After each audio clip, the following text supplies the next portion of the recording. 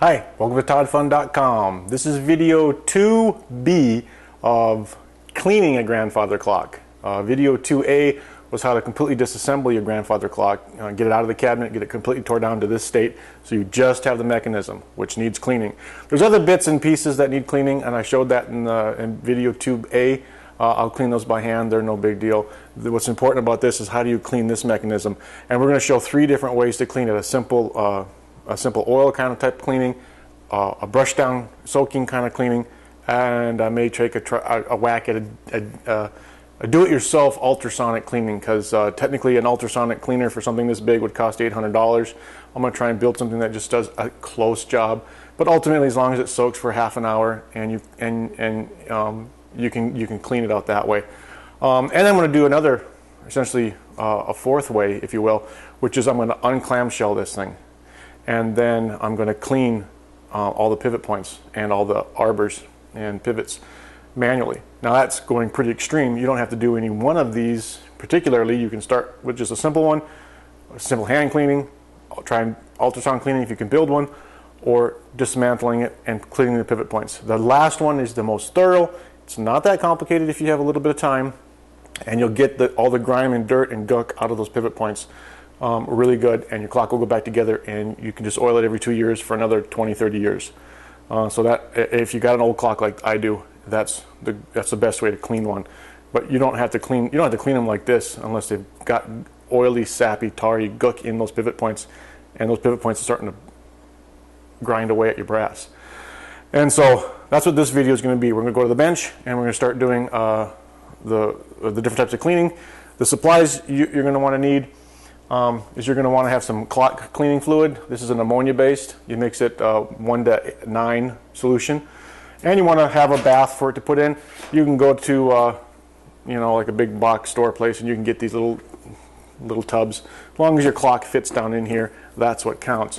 You also want to have a turkey baster or something so you can really squirt and slosh around, especially if you don't have the ultrasound solution to clean it. You can use this to really blast the cleaner in and out of the pivot points. Make sure this is clean. A toothbrush, a good clean one, so that you can brush in and around certain areas. You're going to want like a little syringe or something. This can be the kind you buy at the grocery store for doing cooking and stuff. It doesn't have to be a little one like this.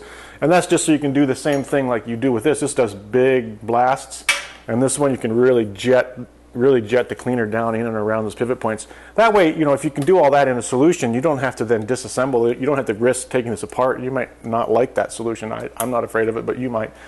If you're going to take it apart, then the other cleaning doesn't really matter. Because if you're going to take it apart, you need toothpicks. These aren't the best toothpicks, but they're wood on one side. And you want a nice sharp razor blade, because you're going to sharpen these and stick the toothpick in the pivot points once this thing's unclamshelled. I'm assuming you decide to go down the clamshell disassembly path. And then those pivot points are open for a toothpick to go in.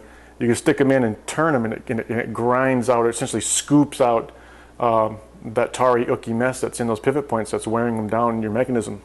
And then you just sharpen off a little bit, do it again, sharpen off, do it again, and you just do that to all the little pivot points until they start coming clean. And you can do that with the solution, of course, but you've taken the thing apart, and then you have to be able to put it back together. We're going to go for all those in this video. So let's get started, because ultimately when you're done, you'll have a clean clock, and it's good for another 20-30 years of just oiling every 2 years. So to the bench. Now the first way of cleaning a clock, if you don't want to get into the cleaning solutions, is with just oil, believe it or not. What you do is you find all your pivot points, and you can look inside, you can peek inside and see where the shafts are. And these are even pivot points here, even though there's a shaft going through it, this one turns. So you want to make sure you find which ones turn and which ones are just posts. You don't need to clean a post. But you put oil in there with this 100% synthetic clock oil, which there's a link to that in my show notes. And you let it soak. You basically just do them all. And you just put a lot on, and you let it soak for quite a while. And then you go through and you rub it all out. Right? And what you're doing is you're soaking, you're getting in sort of just, you're just sort of soaking the the grease soaks in.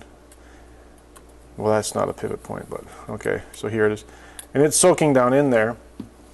And then you let it soak for a while, and then it's going to break up some of that stuff, and you'll be able to get more and more out. And then you can come on the inside, and you can find out where you were. And if you dribbled any oil down in there, then you can clean it up. And so what you're really doing is you're just flushing. You don't want to leave a lot of oil in here, so you want to get in there with a good long Q-tip. I'll try and make it. There's a link to these on my Amazon store too. And that way you get all the oil out of there. And what you're doing is you're just flushing the system. And if you got little dark spots, you can scrub it real good with this, and it'll scrub the tarry gook stuff off. And you're not using any cleaner really, but that's to say you have a fairly clean clock. So the next way of cleaning it is we're going to get the cleaning solution, this ammonia-based cleaning solution from Clockworks, and there'll be a link in the show notes. You mix it 1 to 10 in a tub, and you put this in the tub. And ultimately, you want it to soak for about 30 minutes in here. And but let's assume you've let it soak for at least 15. Then you start getting this full of water, or full of the solution, and then you get over top of your pivot points, and we blast in there. And it's really making quite a flow, see? And we're just trying to wash out the oil, or the oil and the grease and the gunk that's in all these pivot points. It's putting a lot of pressure through there. And you do every one of the pivot points, and if it's a shaft, this will fit over top of the shaft. Like say this is a pivoting shaft, you go over top of that pivoting shaft, and then you just blast right through that point. We can tip it up like this, and we can flush it like this. And what we're doing here is, you know, like I said, you should let it soak at least for a few minutes. But because the water is still nice and hot, I'm gonna rinse it good like this. Now this is a relatively clean clock. I mean, if 30 years of gook should look worse than this. Like I say, I know I can clean really good with a syringe, so I can pull up a lot. And what this is going to do is it's really going to blast inside these. So I get underneath the water there, and I can just give it a real good shot. And just ultra jam cleaner down around that pivot point. And I'll end up with this. So like any place, like it'll help clean the surfaces, make it nice and shiny again. And you rinse it, and especially after soaking for a half an hour, this is really going to break up the oil. And if you get down inside, you're going to see there's some pinions down in there. You can kind of give them a brush with your gentle. You don't want to go jamming this thing too hard, but what you're doing essentially is brushing off. And be careful of stuff like this. You don't really want to whack this. And, you know, you can just give it a little bit of a brush, and see it's getting grease on the brush, and that was from down there. And you can turn your cogs a little bit when you're doing this, and then it'll let you get to different parts. So this is a really good way of cleaning without disassembling it. And if you're not into disassembling, then this is your way to do it. Well, the ultrasonic cleaner was just one of those alarm speakers off of a car. I had mounted on the side of this bucket and wired it up to 12 volts to see if it would like vibrate the water. But it works, but it doesn't vibrate the water at all, really noticeably. But because I've bolted it, basically the speaker has a metal plate and stuff. There's a metal plate bolted to the side of this container now. And I was really trying to mimic this, which is just an engraver. You can get them real cheap at a hardware store. And cover your ears for a second. I'll turn this on, or take off your headset. Onto here, onto that metal washer, and turn it on and watch what happens.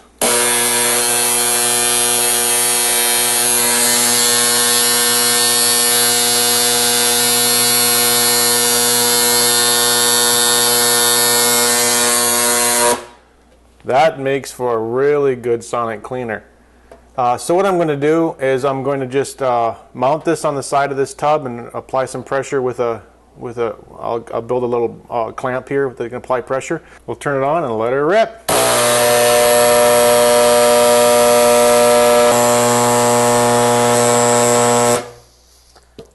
Well, that worked marvelously. It ran for about 20 minutes and just did a great job vibrating that panel. Now I would note that the ammonia has made a mess of the brass.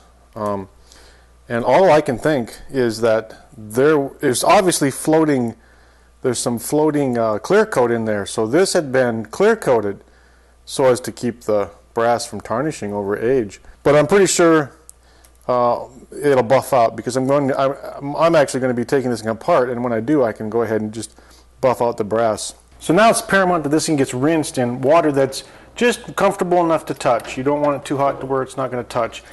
And you want to really rinse this thing, really rinse it good. I got a sprayer mechanism here, and I can spray down in there. And you just want to keep rinsing and rinsing and rinsing, because one, you want to get all that ammonia out, and then empty this a few times so you can get the ammonia out of this tub, and replace it with fresh water. And that way the ammonia is completely washed out of every crack and crevice in here. I even spin some of the gears just to make sure the gears are turning and all the gook is getting out of there. So it's rinsed, but we want to get as much water off as we can as quick as possible. One is going to be blowing with my air compressor, the other is going to be using a hairdryer. And there is one spinner in here. Keep your thumb on it so it can't spin. You don't want to damage that delicate little thing. Pressed air for about 10 minutes straight in every angle I could think of, until I didn't see any more water coming out of any other holes, even sprayed down into straight on into the pivot points. So I have a standard hair dryer. You don't want to go more than the hair dryer, and you want it about medium with high air so that you don't overheat it. You don't want to overheat this and alter the brass. You're just trying to get it warm to the touch, so it's still comfortably warm. And so that it dries out all the water that might be in the pivot points and stuff.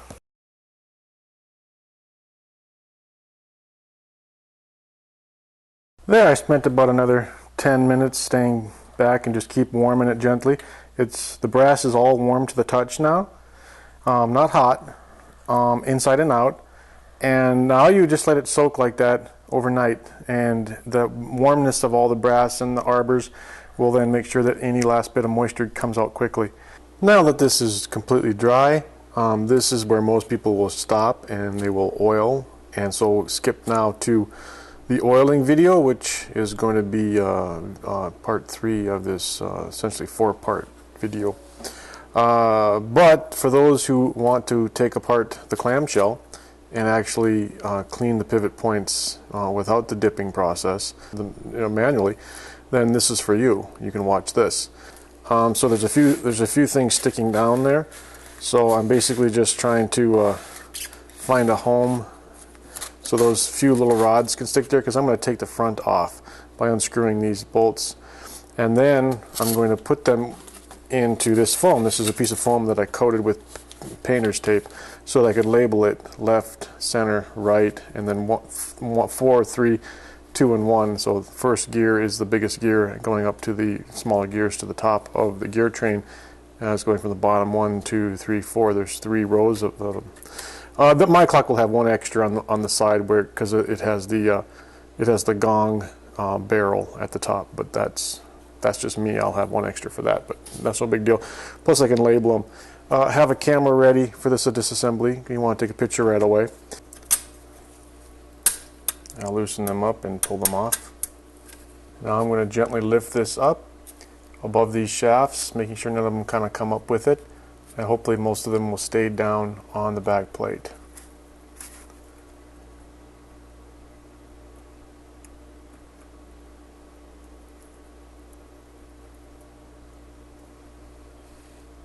There we go.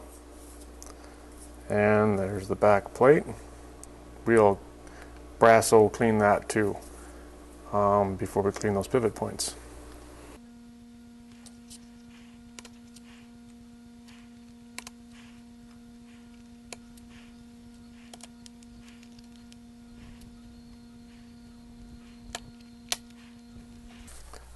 So I kind of stacked them in that order.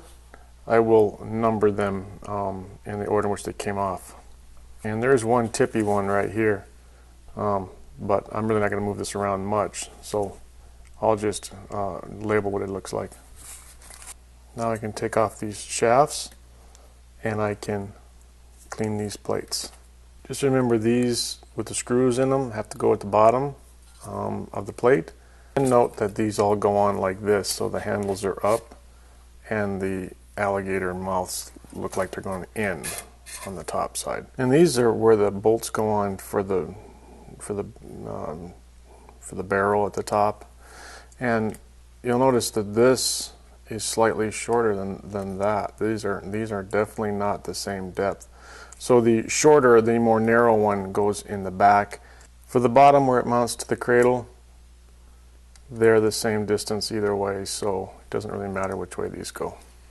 I'm going to use the Brasso to clean my plates front and back. Well, the Brasso cleaned it up quite a bit. I did both sides. It got pretty clean. There's still a little bit of that lacquer left in spots.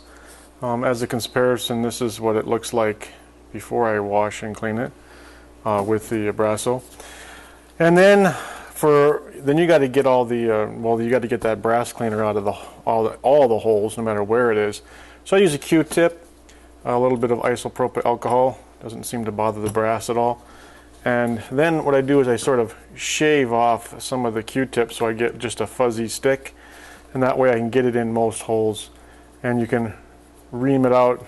First use it dry just to knock out the crud, and this will fit most of the larger holes. And that will get, not only will it get the grease and oil out of most of the holes, it will get the brass, any of that brass cleaner that might have got in there. And if you start from the bigger holes to the smaller holes, it tends to tighten up on the cotton. We go on to toothpicks. Do the same kind of thing. Keep your toothpick clean. Get a little bit of isopropyl alcohol on it. Find the little holes. Like here's a really tiny one. I've sharpened it with my razor blade, and I can stick it in there, and it comes out the other side. And if there's any crud in there, you can flick it out, and then you can see how that got kind of dirty. We can use the same tip a few times just by sharpening it up. And what you do is you just get clean wood again. You're supposed to use orange wood for this, but Q-tips work just fine. You're just trying to get the crud out. You can get that toothpick down in there and just sort of really get that oil well cleaned out of anything. You don't want any old oil down in there. There's a fairly clean one, and there's another one to go. So I'll do that to all of them painstakingly. But I did cheat a little. The cheat is that's the traditional way of doing it, but I had to use that Brasso to clean all this, and there was so much Brasso in everything that what I did is I cleaned everything with this fuzzy Q-tip kind of thing that it would fit in, and then I went over to my sink and I sprayed it down with brake cleaner, and it really didn't cause any problems. As long as you're ready to wipe off the brake cleaner right away, you can spray with the brake cleaner. Let's go look at that. Let's do the next piece. This side is done. Everything's cleaned. It's ready to reassemble. Let me show you how I use the brake cleaner. You just got to be ready to wipe it off right away, and it really is. It leaves it clean. It leaves all the holes clean. You still got to dig out all the dried in gunk that's inside the pivot, so with a toothpick. So I'm at the sink here, and I've got AutoZone's brake cleaner. It leaves no residue. Just blasts those holes clean.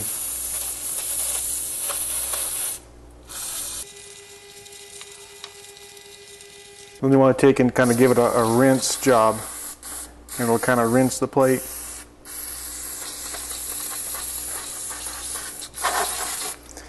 And then while it's still wet on that side, you want to take and start drying it off. There, nice and clean. I'll flip it over and repeat that again on this side just because I want to wash and rinse this side. Okay, the front and back plate are nice and clean. Polished up, washed up, all the pivot points are nice and clean. They're ready to be assembled. But we have the gears. So what you want to do is you want to take a picture of all these gears right away once you get them out, actually, so that if you accidentally get one flipped upside down, you have a photo to look at to make sure that you get them back in the same positions, in the same orientation, because you might forget when you're flipping them around. Also, stay back away from the edge. You don't want one of these rolling off and falling on the floor, because the little tiny pivot points are very delicate, and if one fell on the floor, it's enough of a drop to actually bend a pivot. And we'll also note some things we have to be careful of in the assembly when it comes to those same delicate little pivot point tips. So let's show cleaning them. So I get my 99.99% isopropyl alcohol and a clean cloth. This is a good one to start with though. So this one has a steel gear on it. And what you want to do is get that isopropyl alcohol on there and run it through every one of those veins. And really, in case I dipped it, and during the dipping this got clean, but especially if you didn't dip it, you would have a little bit of oil and grime buildup inside of these steel ones. You don't have to worry about these out here. They come pretty clean in the cleaning. But like if they're dirty, yes, clean those too. And you'll just work all the way around. And it's just a teeny bit of dirt got on there. Keep note as you pick them up, their orientation, like the big side down. We'll do another one here. You just reach on there and you just rub that pivot point real good, and you get a little bit of grime off of it. You don't want any of that grime to get in there.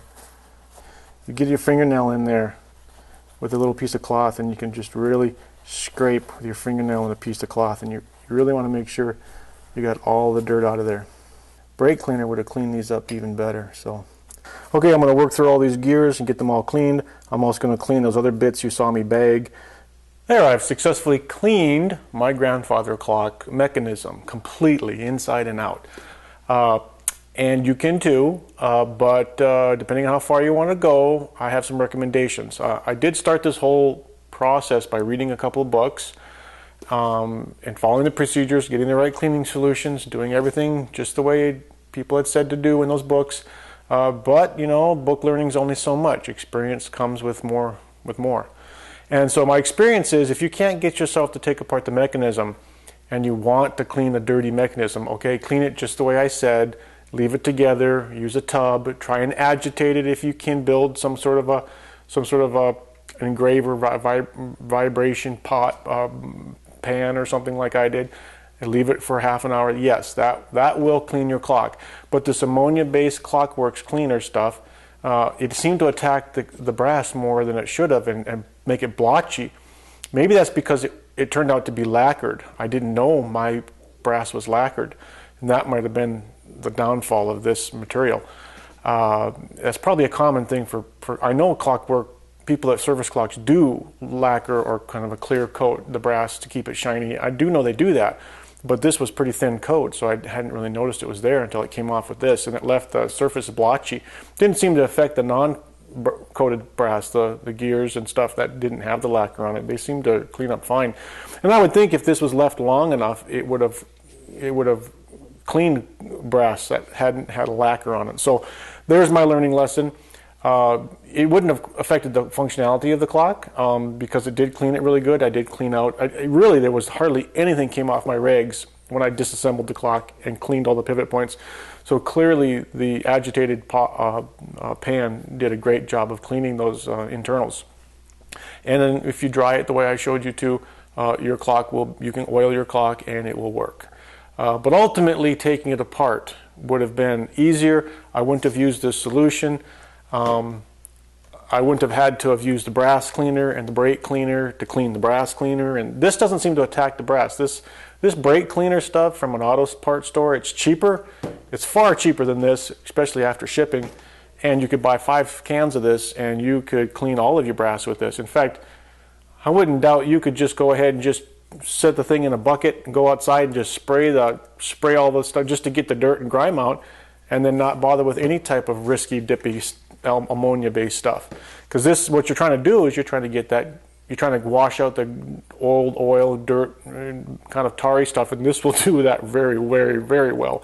It doesn't seem to affect the brass, and it evaporates instantly, doesn't leave any water behind at all.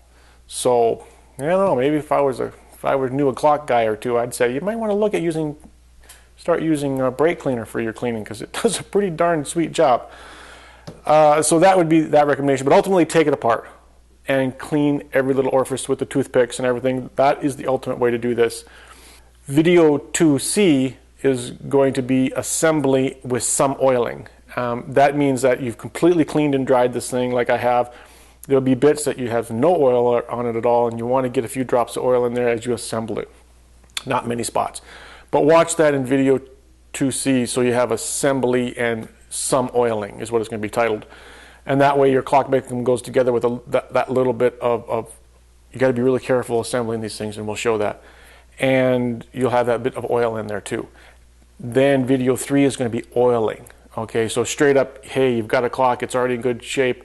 You just need to take it out and give it a little oil job every 2 years and put it back. And no disassembly necessary, and you can get to those oil wells and oil spots and grease spots easy without taking it apart. And so that's what those videos would be. So stay tuned for those. If you have any comments or questions, leave them below. If you know more than I do and you have some tips, by all means, throw them in the notes and read the notes if you're trying to learn a lot. There might be some comments from other viewers that say, hey, do or don't, whatever, you know. And so that's a great place for the community to kind of get a few extra notes. So don't ignore the comments in the show notes. Thumbs up if you enjoyed it. Thanks for joining, and good luck cleaning your clock. See you in the next vid.